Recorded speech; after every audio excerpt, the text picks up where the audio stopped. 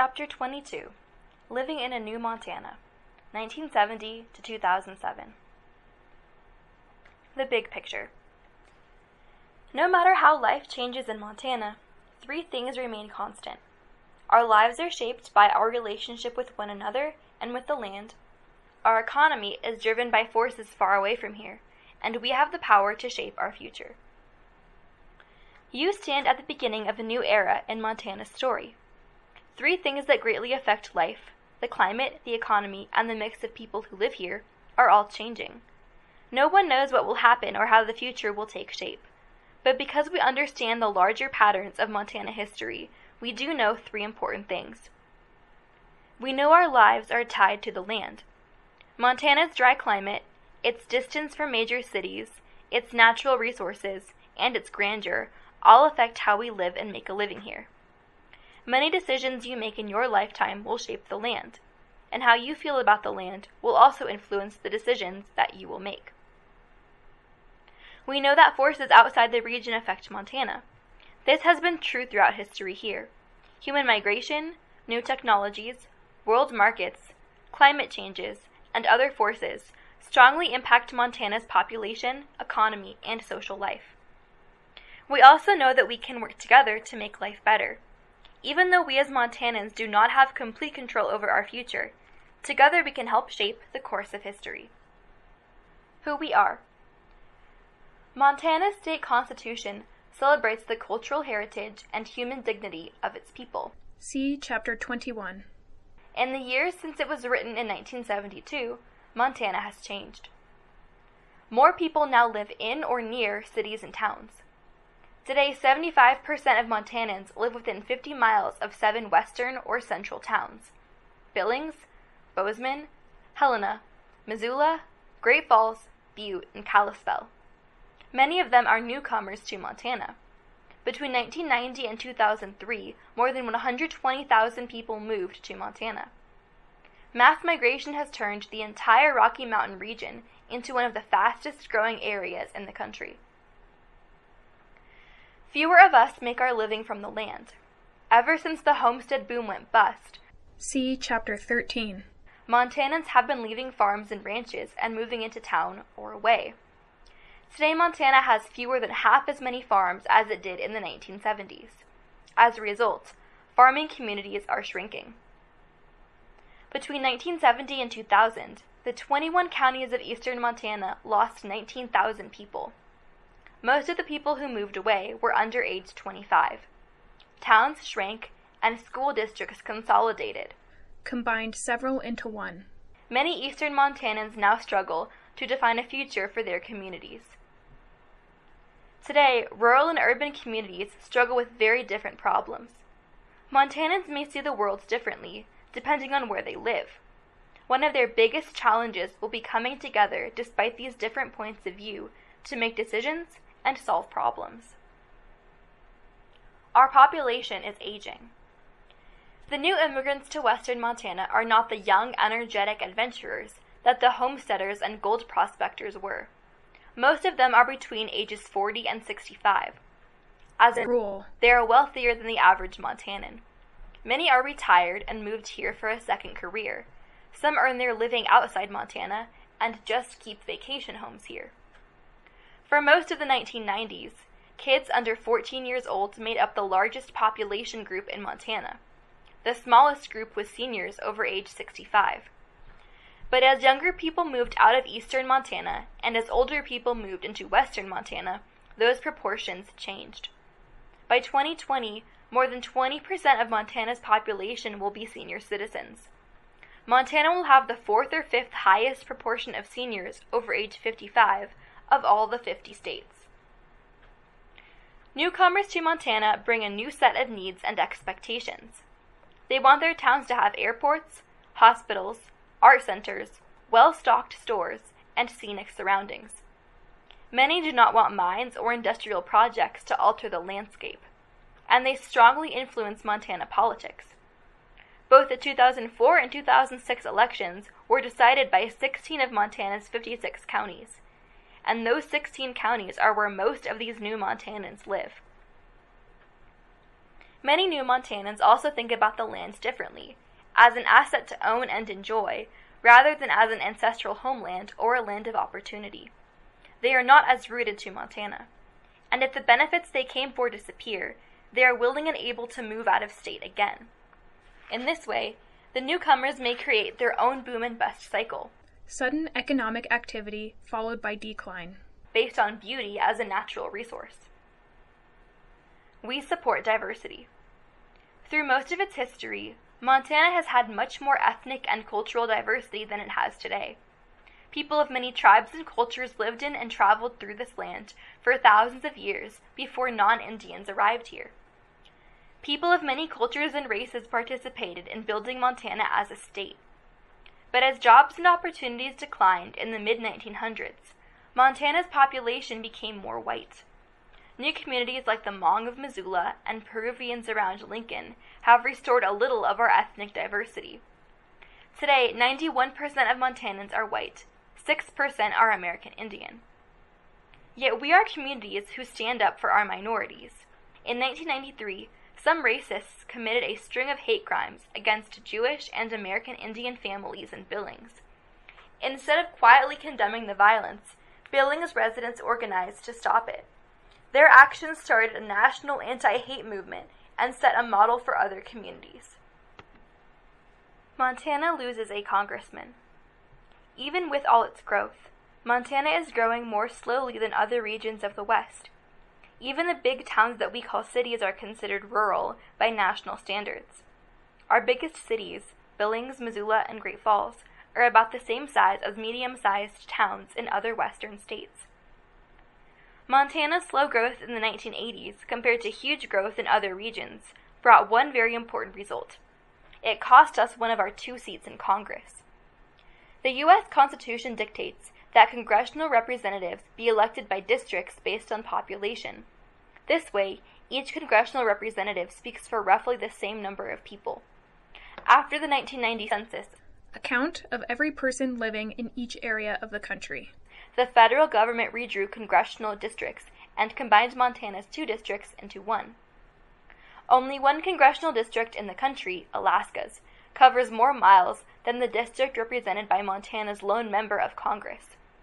While the average congressperson represents about 581,000 people, Montana's represents more than 935,000, more people than any member of Congress in the history of the country. The result is that Montanans have less of a voice in Congress than most Americans do. The federal government will once again set congressional districts after the census of 2010. The challenges we face. Ever since the 1830s, Montana has shipped off its raw materials to fill America's needs. But in the late 1900s, Montana shifted from a natural resource economy, based on natural resource extraction such as mining, timber, and agriculture, to a service economy, based on providing healthcare, education, professional, and other services. Mining once dominated Montana's economy, but in 2006, mining provided less than 4% of the state's income. One of the reasons is that the Anaconda Company disappeared. In Butte, a 90-year boom ends. Butte is a living example of how world events far away can deeply affect Montana. In 1971, the Chilean government seized control of the largest and most profitable copper mine in the world, a mine owned by the Anaconda Company. In 1 year, the Anaconda Company lost $357 million. Equal to almost $1.8 billion today. Immediately, the Anaconda Company shut down mines and smelters in Butte, East Helena, and Great Falls. It sold off vast tracts of its forest lands. More than 2,500 Montanans lost jobs. Montana Power Company lost its biggest gas and electricity consumer. The largest non-iron mining company in the world, which had dominated the state's economy and political life for 90 years, dove into bankruptcy. In 1976, the Atlantic Richfield Company, ARCO, one of the largest oil corporations in the world, Purchased Anaconda Copper's properties. At first, ARCO seemed delighted to keeping the company alive. But after only a few years, ARCO laid off 700 employees, closed the Anaconda smelter, and sold off the rest of its properties. In 1985, it closed its Montana operations for good. Montanans knew that all extractive industries based on removing natural resources from the earth, such as metal mining, commonly go through boom and bust cycles. Historians say that the only surprising thing about the death of the Anaconda Company was that its boom lasted 90 years. The end of the Anaconda Company sent Montana's economy into crisis. After the company, which once ran Montana, shut down, many Montanans struggled to figure out a new way to make a living. In the 21st century, Butte began to recover. New markets in China and other industrializing developing industries on a large scale countries have boosted the price of metals like molybdenum, used in alloys to make lightweight bike frames and machinery. Even though the new activity employs far fewer people than a century ago, Butte's mining business is growing again, and so is another open-pit mine. The Berkeley Pit, another legacy of the Anaconda Company. The death of the Anaconda Company left a challenging legacy, something handed down from the past. In Montana, the Berkeley Pit. On April 22, 1982, Earth Day, ARCO turned off the pumps that kept water out of its Butte mines, which tunneled far below the water table. Water, made poisonous by exposure to mining remains, began pouring into the 900-foot deep Berkeley Pit at a rate of 7.2 million gallons a day. The water level in the pit rises about 2 feet per month. Today, the Berkeley Pit is part of the largest Superfund site, the hazardous waste site that is part of the U.S. Environmental Protection Agency's Superfund Pollution Cleanup Program in the United States. The Superfund site stretches along the Clark Fork River from Butte almost to Missoula. The federal government and ARCO monitor the water levels and are developing water cleanup programs. The mine that once employed thousands of people now supports a growing number of pollution cleanup workers. In Libby, declining opportunities, poison in the dust. Libby once was a major logging and mining center of northwest Montana. Set in the forested west, some people see it as a mountain paradise. Like Butte, however, Libby is dealing with a painful legacy of its industrial past. From 1934 to 1991, Libby was home to the largest vermiculite, the yellowish mineral that expands when heated, mine in the world. The open-pit mine covered 1,200 acres and shaved off the top of Vermiculite Mountain. It produced more than 16 million tons of vermiculite, nearly 80% of the world's supply. Once expanded through heating, vermiculite was used in insulation, lawn and garden products, automobile brakes, paints, fertilizers, pesticides, and many building products.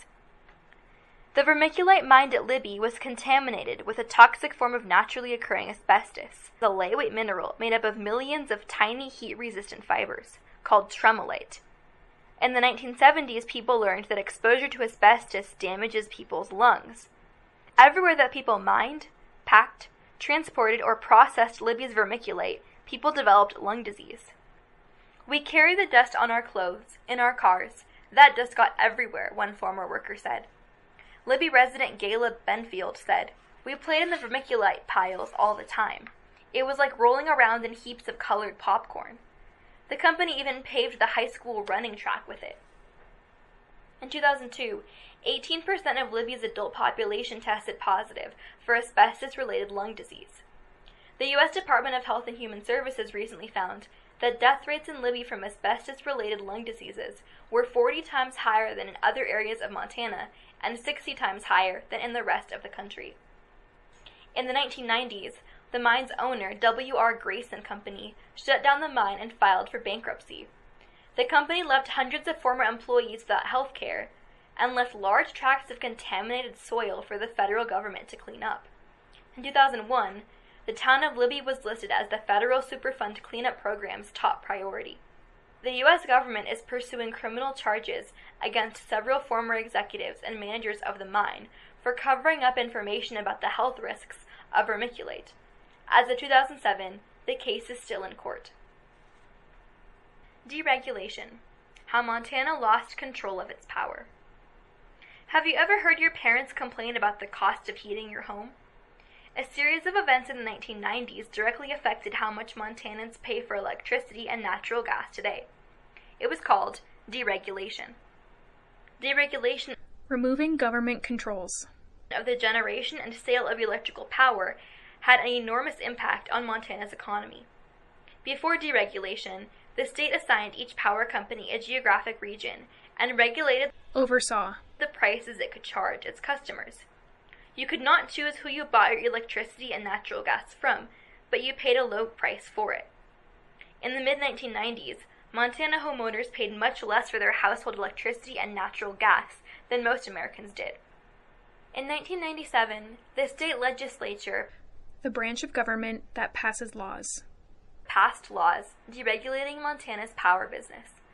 The legislators thought that deregulation would increase competition between power companies, which would result in lower costs to consumers. In fact, deregulation did the opposite. Since the state no longer controlled the price to consumers, prices went up. In 2000, a power crisis spread across the West. It drove electricity prices up even further, sometimes 1,000 or 1,500%.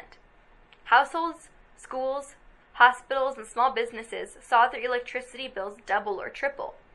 Suddenly, big power customers like Columbia Falls Aluminum, Montana Resources in Butte, and ASARCO in East Helena found it more profitable to shut down and sell their power contracts, a right to buy power at a certain price, than to stay in business. By 2001, more than 2,800 Montanans had lost their jobs because of power deregulation. In 2006, Montanans paid higher average monthly electric bills than anyone else in the region. And today, Montana no longer has control of the electricity its coal and dams produce.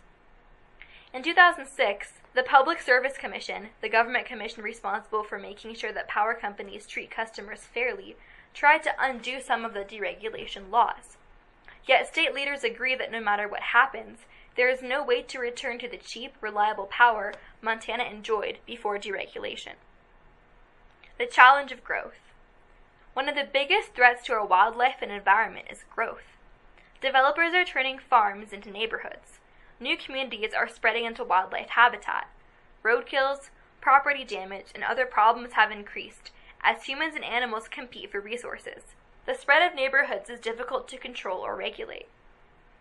In some places, more adaptable able to adjust species like mule deer have simply moved into town, causing a different kind of conflict.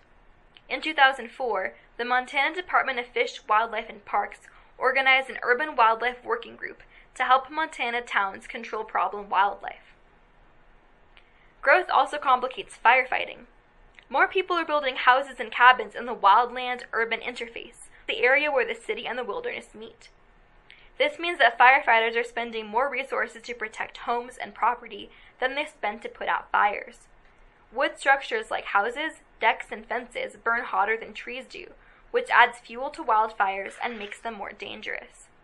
In 1988, fires burned 1.4 million acres of Yellowstone National Park and the surrounding area. In the summer of 2000, a series of fires tore through the Bitterroot Valley. These fires surrounded towns, drove hundreds of families from their homes, killed livestock, blocked roads, and burned down houses, barns, and other buildings. With fires an increasing threat, many people disagree over how they should be handled in Montana's changing landscape. Rebuilding Montana's economy. Montana's new economy is more diversified, varied, and spread across more kinds of businesses. Most people now work in service industries like healthcare and hospitals, engineering and management services, finance and insurance, real estate and construction, education, and other businesses. Tourism is the state's fastest growing industry. Agriculture employs fewer people than it did 30 years ago, but by using new technology and methods, farmers are able to produce as much, and sometimes more, food per acre. The types of jobs available in your community depend on where you live. Bigger towns in western and central Montana are growing quickly, and there are more kinds of jobs to choose from. Meanwhile, eastern Montanans struggle to keep their towns and schools alive. Tourism. Selling the Montana experience. Tourism has been increasing since the Northern Pacific Railroad began delivering visitors to the gateway of Yellowstone National Park in the 1880s. Today, about 37,000 Montanans, 8% of the workforce, have jobs related to tourism. Most tourists visit western and central Montana. Tourists mostly come to experience Montana's great outdoors, so the growth of tourism has shaped how people see the land. Its scenic beauty has become a resource more valuable than gold or copper mining. Unspoiled mountaintops, healthy fisheries, and abundant wildlife have always been a part of Montanans' quality of life. Now they are crucial for Montana's economic health as well. Many tourists come to experience Montana's past. They visit historic towns like Virginia City or Phillipsburg, where people have preserved historic buildings. And thousands visit places like the Little Bighorn National Monument to stand on the spot where important events happened. Many Montana communities rely on tourism to survive. Yet expanding tourism requires building more services like gas stations, hotels, and fast food restaurants. And these things change the landscape that visitors come to see. Energy development, threat or opportunity. Where will our nation get its energy in the upcoming years? Some of it almost surely will come from Montana. Our fossil fuels, Coal, oil, and natural gas, are a legacy of the shallow seas, tropical plants, and dinosaurs that were here 245 to 65 million years ago. See Chapter 1. Montana sits on part of the largest known coal basin on Earth. High-grade coal lies beneath 35% of Montana's land surface. Today, 6 major strip mines produce about 35 to 41 million tons of coal per year and employ nearly 900 Montanans. In 2007, Montana got about half its electricity from coal-fired power plants. Several companies have proposed building more coal-fired plants in Hardin, Roundup, and Great Falls to provide even more energy. But environmentalists warn that burning coal is the most polluting way to generate electricity, and that coal plants produce greenhouse gases that contribute to global warming. Oil and natural gas are also abundant in eastern and central Montana, especially in the Williston Basin in the far east and in the Powder River Basin in the southeast. Oil and gas production increases and decreases with world market activity. Coal bed methane. Much of Montana's natural gas appears in the form of coal bed methane, a clean-burning natural gas found in coal seams. Layers. Coal bed methane is valuable and easy to retrieve. Have you ever shaken a can of pop and opened it? If you drill a well down to a coal seam and let off some of the water, the methane gas in the seam will rise into the head of the well, just like pop overflows from a pressurized can. The Powder River Basin in southeastern Montana sits on part of one of the largest known coal bed methane deposits on the planet. Geologists estimate that 0.8 to 2.5 trillion cubic feet of methane gas lies there. The prime sites lie beneath the Crow and Northern Cheyenne Indian reservations. There is also coal bed methane in the Gallatin Valley and on the North Fork of the Flathead River. While some people see coal bed methane as an opportunity for Montana to produce low-cost energy, others worry about problems it causes to the land and the animals living near the wells. Pumping the water out of a coal seam can reduce the water table and dry up the wells used by anyone living nearby. In addition, water used in the process takes on a high content of mineral salts, which could damage streams, fish, waterfowl habitat, and the land itself. Many people think Montana's coal, oil, and gas reserves may help the United States reduce its dependence on foreign oil. Yet Montanans know that all natural resource industries follow a boom and bust pattern. These cycles are dependent on world market forces far beyond local control. The nation's continuing search for reliable energy sources will challenge Montanans' feelings and beliefs about how best to use our natural resources. As Montana develops its coal bed methane industry, landowners here are learning lessons from Wyoming, where coal bed methane is expanding rapidly. There, more than 39,000 wells will be operating by 2010. Alternative energy, wind power, biodiesel, and ethanol. In addition to fossil fuels, Montanans are also developing energy from renewable resources, natural resources capable of restoring themselves, like wind and farm crops. Montana's first large-scale commercial wind farm started up near Judith Gap in 2005. Here, 90 towers, each 260 feet tall, generate electricity while cattle and crops grow on the ground below. Central Montana's steady winds quickly made the Judith Gap Wind Project one of the most productive wind farms in North America. Other wind farms are planned in central and eastern Montana. Montanans are also developing alternative fuels like biodiesel and ethanol. Biodiesel, a diesel fuel made from seed oils like canola, safflower, or flaxseed, can power cars, trucks, farm equipment, and snowmobiles. It produces less pollution and greenhouse gas emissions than regular diesel does, according to the U.S. Environmental Protection Agency. Ethanol, a fuel made from corn and grain, is another alternative fuel that has earned attention and controversy. Ethanol burns cooler than gasoline and produces less carbon buildup, which creates lower exhaust emissions, but it is not as efficient as petroleum gasoline. It takes 1.5 gallons of ethanol to drive as far as 1 gallon of gasoline. Some researchers say it takes more energy to make ethanol than it produces. Conflict and compromise over the land. Montanans sometimes wonder if they must choose between protecting the environment and feeding their families. In the past 30 years, many conflicts have arisen between these two values. For example, ranchers around Yellowstone National Park protested reintroducing Bringing back wolves to the park in the 1990s because wolves sometimes prey on young calves and sheep. By contrast, many environmentalists applauded wolf reintroduction as a way to bring balance back to an ecosystem. Environmentalist groups want to limit snow machines in national parks and other backcountry areas because they cause noise and air pollution. But winter tourism businesses fear the loss of important income from snowmobilers. Many groups worked to stop oil exploration on the Rocky Mountain front to protect that wilderness region from environmental degradation. damage. Pro-development forces argued that opening the front would create jobs and help make the nation less dependent on oil from other countries. All these are examples of conflicts that arise because of two deeply held principles in Montana: love of the land and the need to make a living from it. Conservation easements, cooperation between landowners and government. Some groups wrestling with environmental issues have found that working together can bring better results than fighting. One example is the Conservation Easement Program. Within your lifetime, thousands of acres of prime Montana ranch land have been subdivided for housing developments. Ranch owners often have to sell their land to avoid paying huge inheritance taxes or simply to have enough money to retire. Yet when ranch lands are subdivided for development, wildlife lose important habitat. The ecosystem loses some of its biodiversity. Variety of plant and animal species.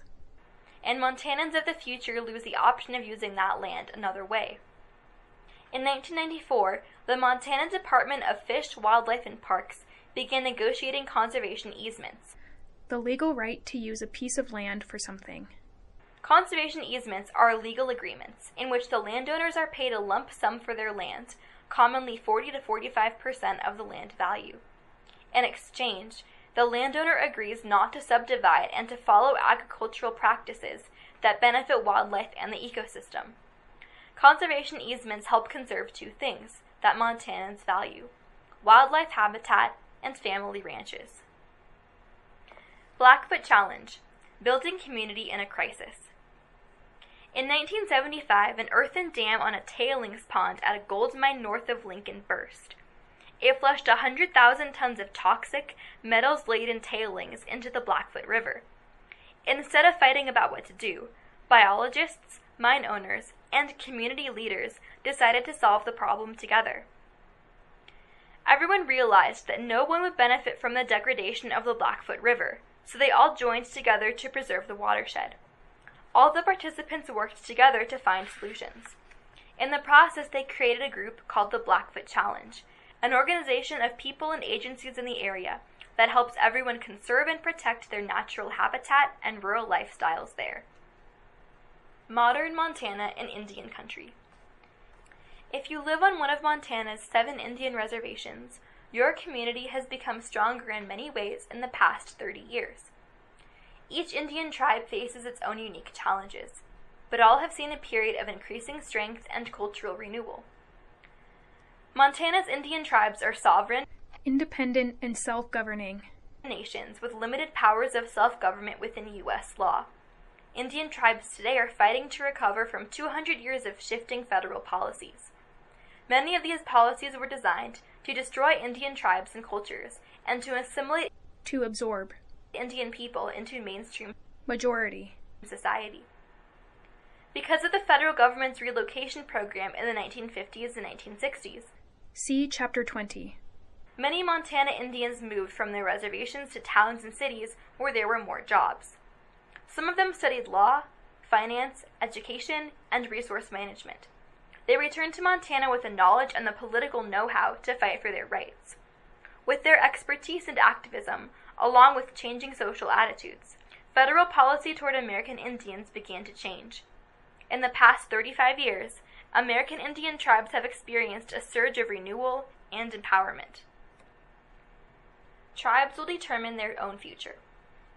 In 1975, Congress enacted the Indian Self-Determination and Education Assistance Act. After 22 years under the termination policy, See Chapter 20. America's Indian people gained back some of their sovereign powers. With the Self-Determination Act, American Indian tribes gained the right to govern tribal affairs on their reservations. Land that tribes reserved for their own use through treaties. Self-determination means that Indian tribes and the federal government more often deal with one another on a government-to-government basis, as they did when the U.S. was formed. The U.S. government no longer makes decisions about Indian tribes without their participation and consent. Laws to know and understand. 1968, Indian Civil Rights Act. Extends constitutional guarantees like free speech, freedom of religion, equal protection under the laws, and other civil rights to Indian reservations, which previously were not covered by the U.S. Constitution. 1975, Indian Self-Determination and Education Assistance Act. Acknowledges tribes' right to govern themselves and to contract with the federal government to provide health, educational services, and other programs guaranteed by treaty. An agreement between governments. 1978, Tribally Controlled Community College Assistance Act. Provides support and encouragement to the nationwide movement to fund tribal colleges to serve American Indian communities. 1978, American Indian Religious Freedom Act. Grants to American Indians the right to free exercise of religion as guaranteed by the First Amendment. 1990, Native American Graves Protection and Repatriation Act.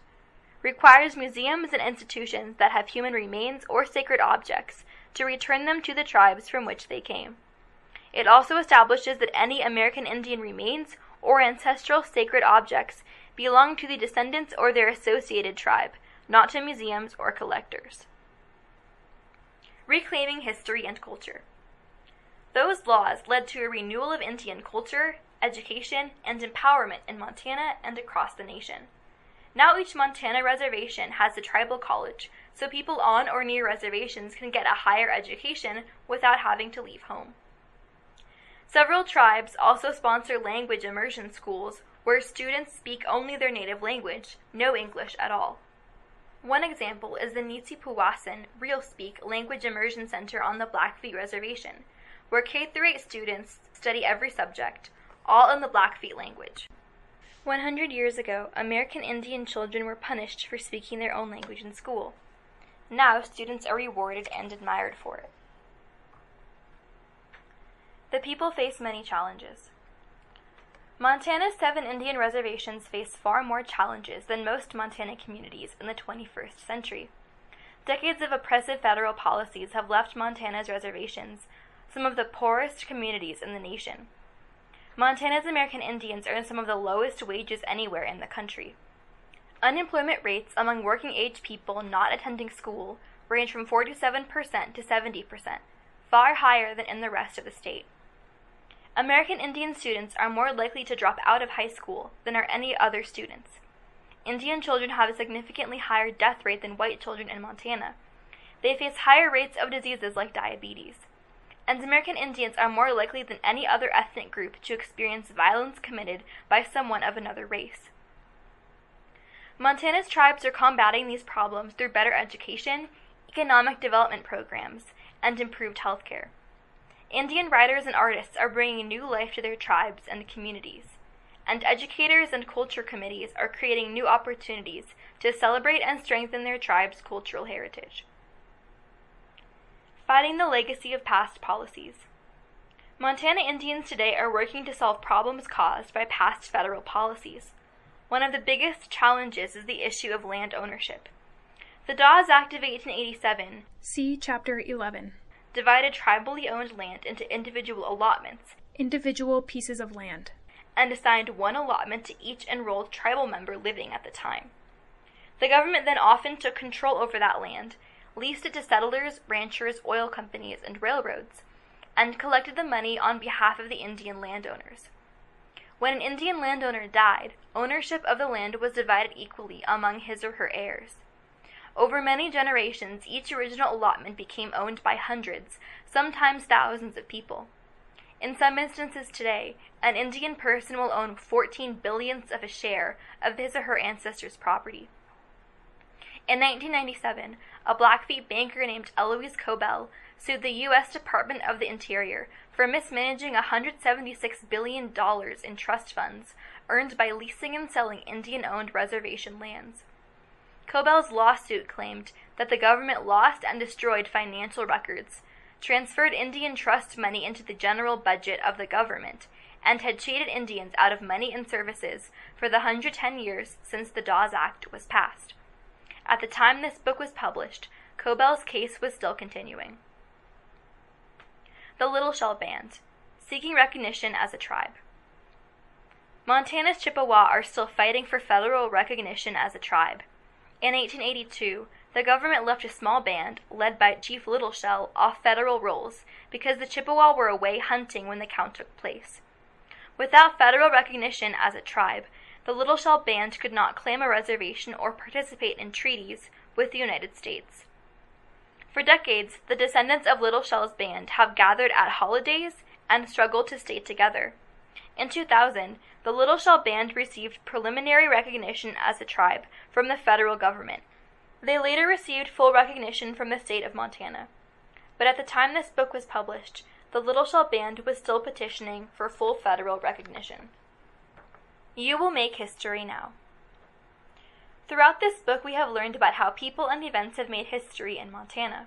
We have learned how people used the land, how they made a living, what they disagreed about, and how they helped one another. We have learned a little about what they thought, what their hopes and expectations were, and how their beliefs shaped their communities. If you could ask a person of prehistoric times, a Blackfeet leader in the 1500s, a gold prospector in 1862, a Swedish homesteader in 1916, a Sioux war veteran in 1946, or a poet in 2008, what the center and focus of life in Montana is, you might get the same answer from all of them: the land. Montana stands once again at a pivotal point in its history. People can no longer extract vast amounts of natural resources without thought to the environmental cost. There is no more wide-open land free for the taking. Montanans now are cleaning up environmental problems, adapting to new challenges, and working to create new opportunities.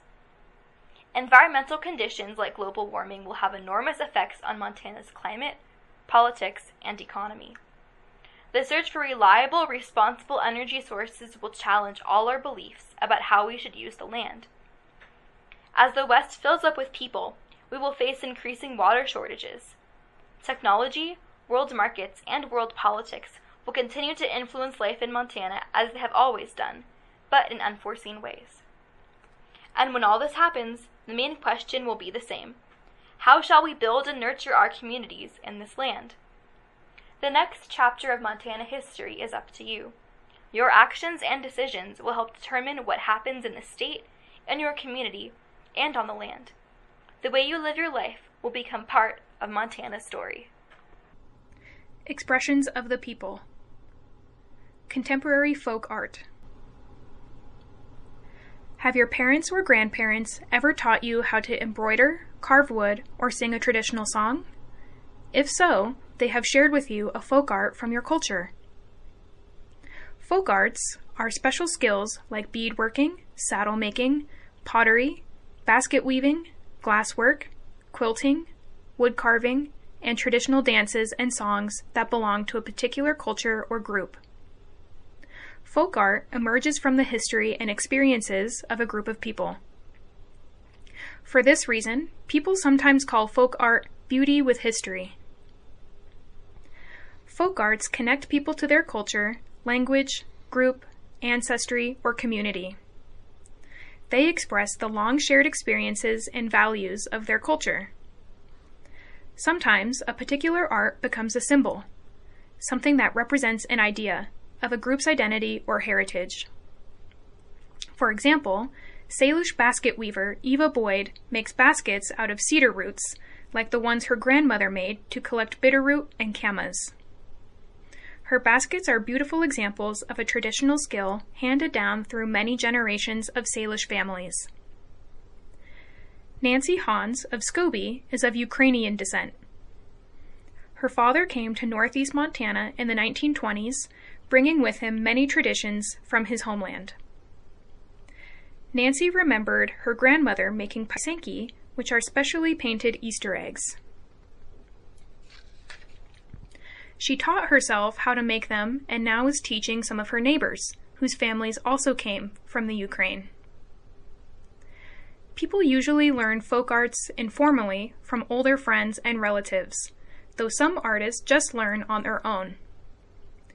In this way, traditions pass down through people, not through books or school. Each artist adds his or her creative intelligence to the established tradition. Montanans create many different kinds of folk art. Cowboy poetry, Blackfeet storytelling, traditional Norwegian embroidery, and Hmong funeral music are just a few examples. Folk artists who sew star quilts or braid rawhide bridles may not describe themselves as artists. They may see their work as just one part of their way of life, something they learned from their elders. Yet their work does what all art does. It adds beauty, grace, and meaning to people's experiences, and it enriches our daily lives.